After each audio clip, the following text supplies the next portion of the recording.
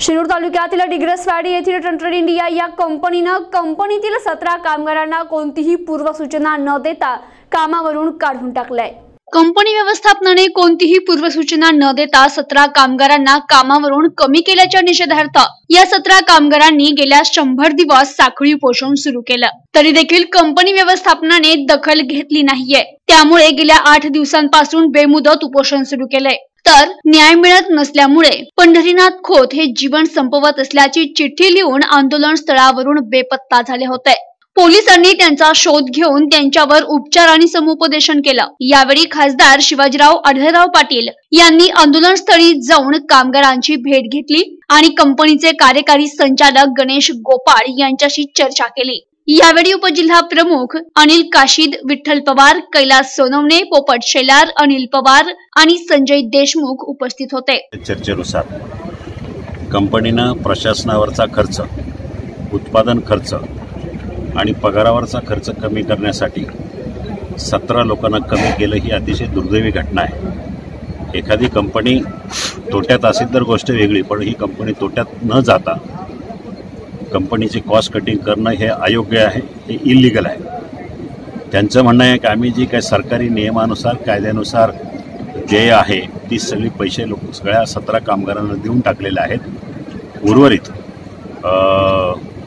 माणुसकीच्या नात्यानं 5 लाख रुपये प्रत्येक कामगाराला आम्ही द्यायला तयार आहे असं काल ते म्हणत होते। आज त्यांचं म्हणणं आहे की 7 लाख रुपयापर्यंत देऊ, परंतु सकाळी आमदार बाबूरावजी पाचरणे आणि बाकी लोकांच्या उपस्थितीमध्ये झालेल्या चर्चेनुसार ज्या कामगाराची सर्व्हिस 10 वर्ष झाली त्याला 20 लाख रुपये, ज्याची सर्व्हिस 15 वर्ष झाली त्याला 30 लाख रुपये, अशाप्रमाणे वर्षाला 2 लाख रुपये अशा प्रकारच्या ग्रॅज्युटी असं नाही म्हणता येणार, परंतु कम्पेन्सेशन हे प्रस्ताव कामगारांच्या वतीनं कंपनीला देण्यात आलेला आहे।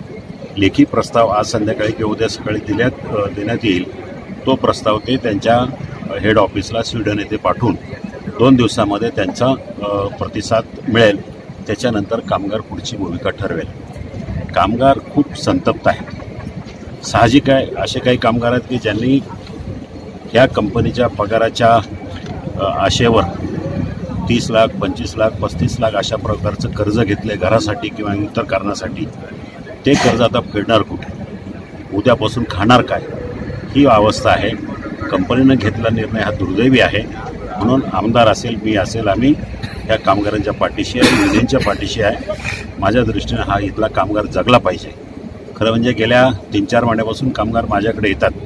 वेळोवेळी मी लेबर कमिशनर आणि संबंधित अधिकाऱ्यांशी व कंपनीशी पण बोलत राहिलो आहे, पण म्हणावाचा तसा प्रतिसाद मिळालेला नाही। अशा प्रकारचं हे सत्र चाकण MIDC, रांजणगाव MIDC हे मोठ्या प्रमाणात वाढायला लागलं आहे। काही कंपन्या म्हणजे रेकॉर्ड असेल किंवा सुग्रोस असेल किंवा झेडेप असेल, ह्या कंपनी स्वतःच्या फायद्यासाठी, स्वतःचे खर्च वाचवण्यासाठी कॉन्ट्रॅक्टवर लोक ठेवतात आणि परमनंट लोकांना काही कारण दाखवून कामावरून काढून टाकण्यात येतं। हे सरकारला बघायला पाहिजे, सरकारने याला गांभीर्यानं घेतलं पाहिजे।